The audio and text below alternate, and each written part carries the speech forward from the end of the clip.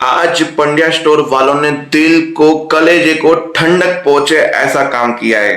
मतलब दो लोगों की एंट्री जिसके लिए मैं बहुत ही एक्साइटेड था।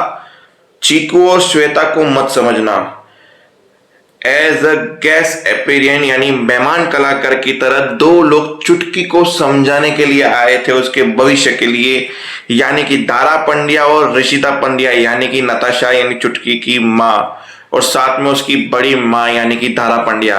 हाँ भाई हाँ, सही सुन रहे हो। थंबनेल जो आपने देखा है वो भी सही है कि ऋषिता और दारा आज के एपिसोड में आएंगे, वो भी बड़ी वाली चुटकी से मिलने एज अ गेस्ट एपिरियंस समझ लो।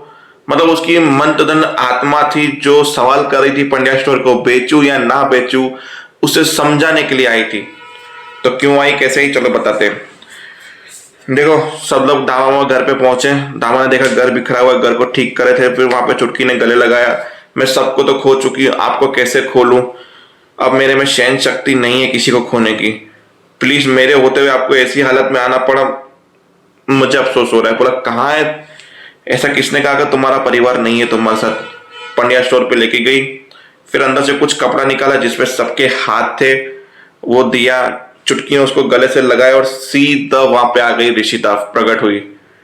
बोला तुम्हारे लिए बड़े माँ पापा ने तुम्हारे ये दुकान तुम्हारे नाम की कि तुम इसका फ्यूचर बनोगी, आगे शेष और मिट्ठू का भविष्य देखोगी, दामा को देखोगी, सबको देखोगी, और तुम इसी को बेचने चली हो। ये गलती मैं कर चुकी हूं, तुम मत करना। चुटकी आप माँ को देख के चुटकी परेशान, गले मिले दोनों और बहुत सारी बातें की। मतलब समझ लो आधा एपिसोड आज दारा और ऋषिता के ऊपर ही था। फिर बोला मेरी चुटकी कभी ऐसा नहीं कर सकती। दारा आई पीछे से और दारा ने भी समझाया देखो मैं नहीं चाहती कि तुम अपने सपने इस पंड्या स्टोर के लिए दबाओ। ऋषिता ये बात भी सही नहीं है। हम लोगों का जो सपना था वो तो हम जब बैंक में गए थे उसी वक्त टूट गया था। हम नहीं चाहते कि हमारे बच्चे हमारे सपनों के बोझ के तले दबे रहे। तुम्हें जो ठीक लगता है तुम वो करो चुटकी, दिल से करो।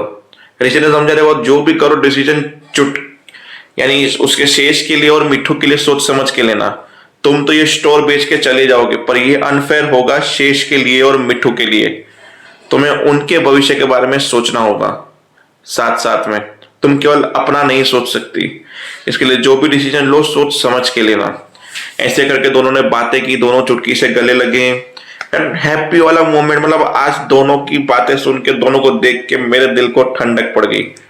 तो पढ़ते हैं आगे मखवाड़ा पेली के ऊपर, जहां पे हमारी सासू माँ रो रही है, धवल को चोट लगी है, उस पे भाविन को चोट लगी है। जहाँ पे सतीश भाई साहब बोल रहे हैं फाइनली उसकी दादी इंप्रेस तो हुई है, मतलब शादी में दिक्कतें कम आ सकती हैं। वहां पे फिर अमरीश भाई की माँ चिल्लाई कि तुम अपने स्वार्थ के लिए अपने भाई को चाकू की नोक पे रख कर आए तुम। बोला मैं तुम्हारे पिताजी को खो चुकी हूं, इस उम्र में मेरी जाने की उम्र, अगर उससे पहले मेरा कोई जवान बेटा चला जाता है तो मुझे कितना दुख होगा। तो मैं समझ में भी आता है तुम्हारी लालसा इतनी बढ़ गई है सतीश। बोला माँ को तो मैंने भी खोया है माँ, पर लालसा मेरे भाइयों के आगे नहीं होती है। आपको क्या लगता है कि मैंने कभी भाइयों को कमी होने दी है बाप की? पूछो इनसे, कभी क्या मैंने अपनी खुशियों को भाइयों के आगे रखा है? कभी नहीं माँ। इस घर के डिसीजन पहले भी मैं लेता था, अभी भी मैं लेता हूं और आगे भी मैं ही रहूंगा, और मेरे सारे डिसीजन सही साबित हुए आज तक। मतलब सतीश भाई साहब जब भाविन से बात करता तब ऐसा ही था कि देखो सारी औरतें वैसे भी घर में, तो जैसी ये डॉली आएगी और चुटकी आएगी नताशा, वो भी इसी तरह घर की रह जाएगी, फिर वो घर का मैटर हो जाएगा, फिर हम लोग कर लेंगे उसको सेटिंग। क्योंकि पंड्या स्टोर लेके जो पंड्या स्टोर दोबारा देना है वापस से, वो एक ऐसी जगह पे जहां पे दुकान चल ही नहीं सकती। भाभी ने पहले ही बोला कि भाई सोच समझ के, गलती कर रहे हो आप। बोला वो घर का मैटर है, हम देख लेंगे फिर बाद में, क्योंकि उस घर की है तो रसोई से बाहर नहीं निकलेगी। पर नहीं पता कि नताशा जो है ना इस घर का तंत्र बदलने वाली है। फिर धवल खड़ा हुआ, धवल ने बोला देखो माँ, मैं खुद अब नताशा से शादी करना चाहता हूं, क्योंकि मेरे लिए मेरे बाप समान भाई की खुशी के आगे कुछ भी नहीं है। वहीं पे सीरियल खत्म। सस्पेंस में वही कल का। चुटकी बोली मैं बनने जा रही हूँ धवल के साथ शादी में और एक नया जीवन साथी की साथ आगे बढ़ना चाहती हूँ। वहां पे आती है, बोला चुप कर चोटी, पहले जाके अपना घर तो संभाल, अपने घर को टूटने से तो बचा।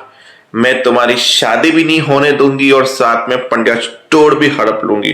तो देखते हैं होता है क्या। तब तक के लिए जय हिंद, जय भारत।